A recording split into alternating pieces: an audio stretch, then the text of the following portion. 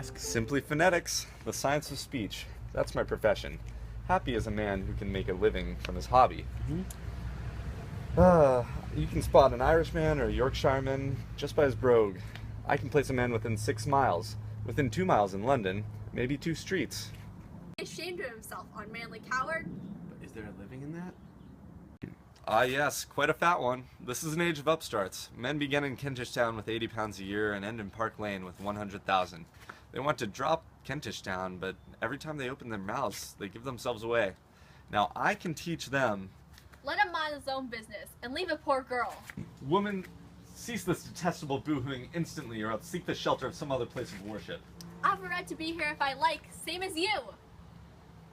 A woman who utters such detestable sounds and disgusting noises has no right to be anywhere, no right to live. Remember that you are a human being with a soul and a divine gift for articulate speech. The native language is the language of Shakespeare and Milton and the Bible. Don't sit here crooning about like a pigeon. Ow! Heavens, what a sound.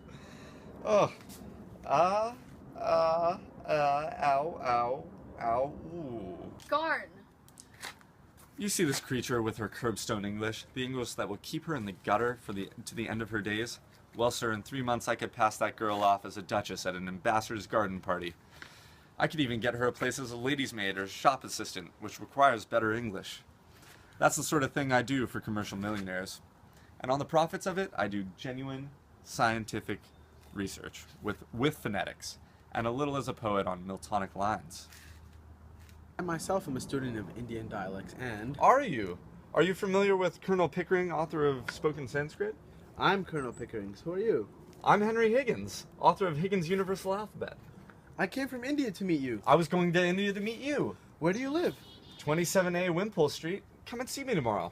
I'm at the Carlton. Come and let's have a jaw over some supper. Right you are. Right you are.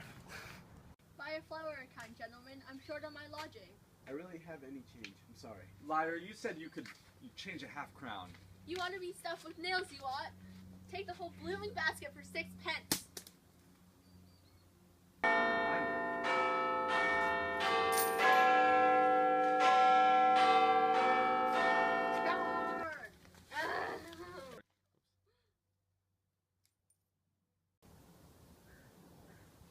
Got one at last. Hello, where are the 2 girls that were just here? They walked that way when the rain stopped. And left a cab on my hands. Damnation. Never mind you, young man. I'm going home in a taxi. 8 pence ain't no object to me, Charlie. Angel Court, Drury Lane, round the corner to Mickle John's oil shop. Let's see how fast you can make her hop it. Well, I'm dashed.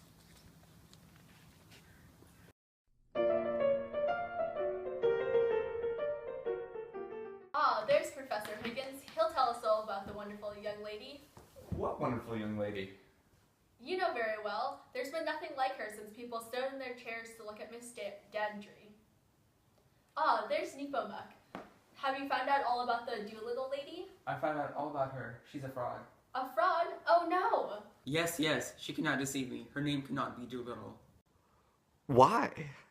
Because Doolittle is an English name, and she is not English. Oh nonsense, she speaks English perfectly. Too perfectly. Can you show me any English woman who speaks English as it should be spoken? Only foreigners who have been taught to speak it well. Certainly she terrified me, by the way, she said, "How do you do?" I had a schoolmistress once who spoke like that, and I was mortally afraid of her. But if she's not English, what is she? Hungarian. Hungarian? Hungarian and of royal blood. I'm Hungarian, my blood is royal. Did you speak to her in Hungarian? I did. She was very clever. She said, "Please speak to me in English. I do not understand French." French? She pretends not to know the difference between Hungarian and French. Impossible. She knows both. And the royal blood? How did you find that out? Instinct, maestro, instinct. Only the Magyar races can produce that air of the divine right. Those resolute eyes. She's a princess. What do you say, Professor? I say an ordinary girl out of the gutter and taught to speak by an expert. I place her by the Drury Lane. Oh, maestro, you are mad on the subject of Cockney dialect. The London gutter is the whole world for you. What does your excellency say? Oh, of course I agree with Nepomuk. She must be a princess at least. That is not necessarily legitimate. Problematic, perhaps, but that is undoubtedly her class. I stick to my opinion. Oh, you are incorrigible.